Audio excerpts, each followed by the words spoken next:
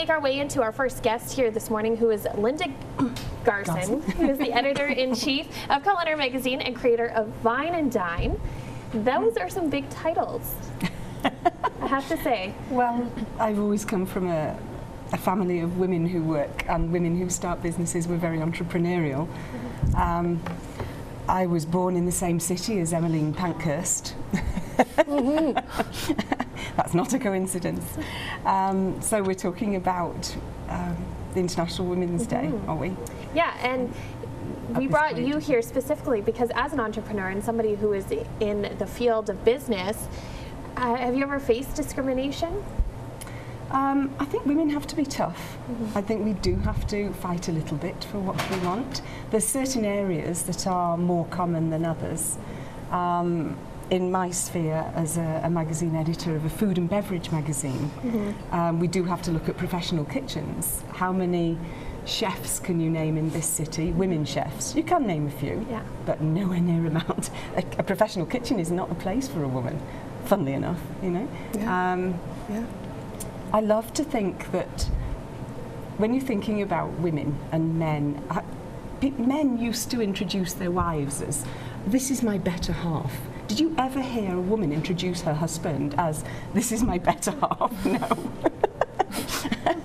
And I think women are beginning to sort of realise that, you know, we can do this on our own. We can do it.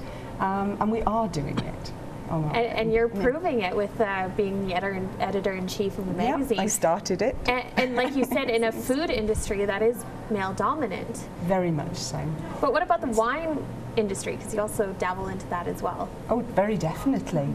The wine industry, we will find more women, but we don't find so many women reviewers and critics, for instance. Those are very definitely more men. And I think it has to come from the top.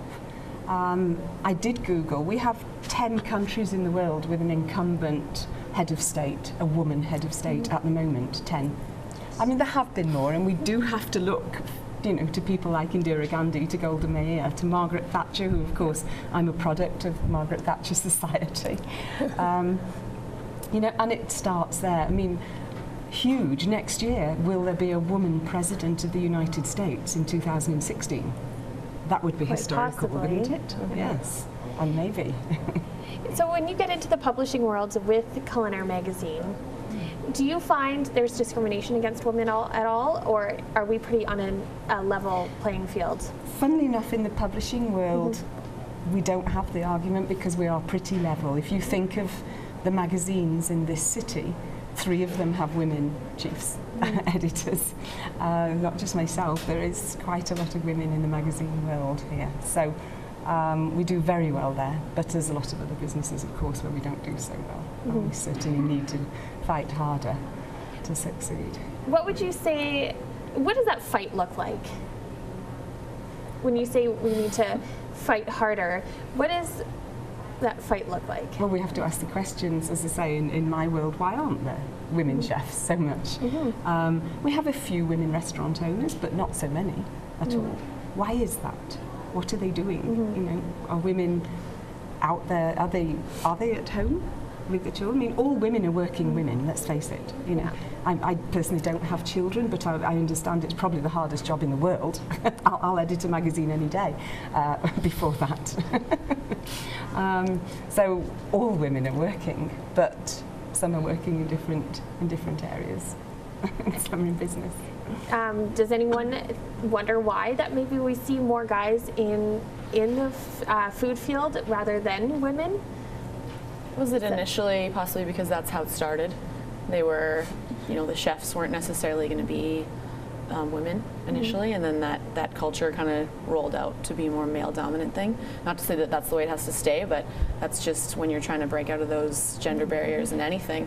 And yet, if you look on the television shows, on the cooking shows on television, there's a lot of women there, but they're not leading kitchens. Which is interesting, isn't it? Is it the long hours, maybe? Because I know chefs put in those 12 hours, and with having kids and family obligations, maybe it's hard to put in that 12-hour shift.